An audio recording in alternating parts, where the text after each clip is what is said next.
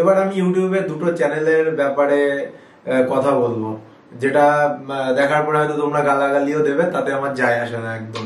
তো কারণ এই চ্যানেল দুটো আমি রেগুলার দেখি।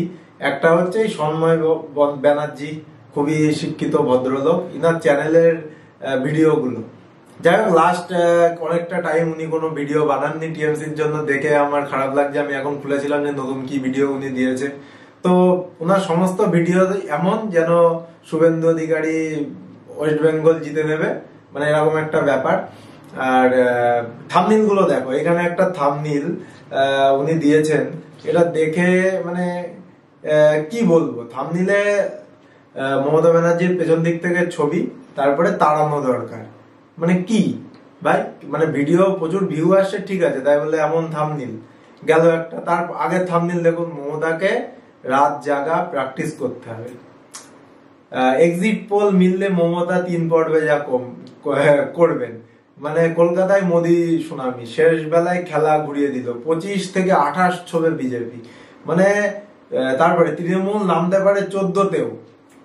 দেব হারছেন, মানে দেব ভোটের এর আগেই হারিয়ে দিয়েছে।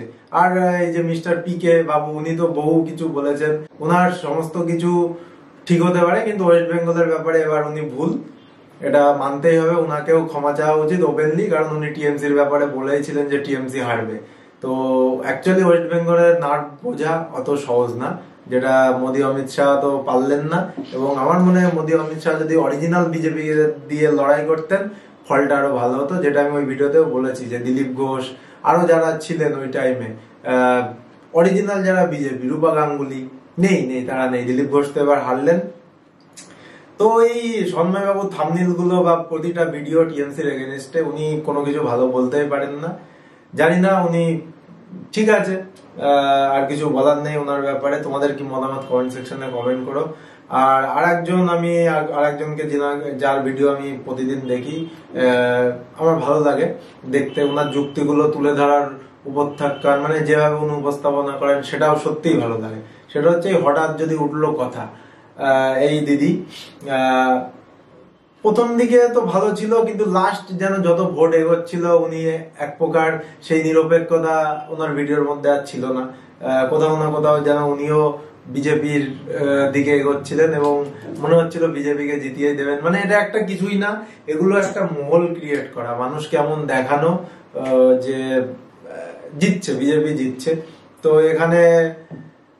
এখানে থাম্বনেল দেখে দিদি হাঁটছে, মোদি জিতবে। যাই হোক, ঝড়ের পরিষেবা গেলে মানে নানান হিংসা, খুন, ভয়, বাংলার কলতলার মেসোমাসি, নানান, যাই হোক, ঘাটালে ঘেটে ঘা, যাই হোক, সমস্ত কিছু সত্ত্বেও টিএমসি জিতলো।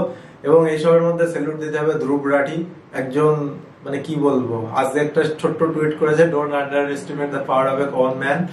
মানে অ্যাকচুয়ালি ধ্রুব রাঠিকে, মানে হি ডিজার্ভ দ্য রেসপেক্ট। মানে একা লড়াই করে বলা যায় যে একটা জাগরণ ফেলেছেন উনি, সত্যিই তাই। আজ থেকে না, বহু বছর ধরে ধ্রুব রাঠিকে দেখছি।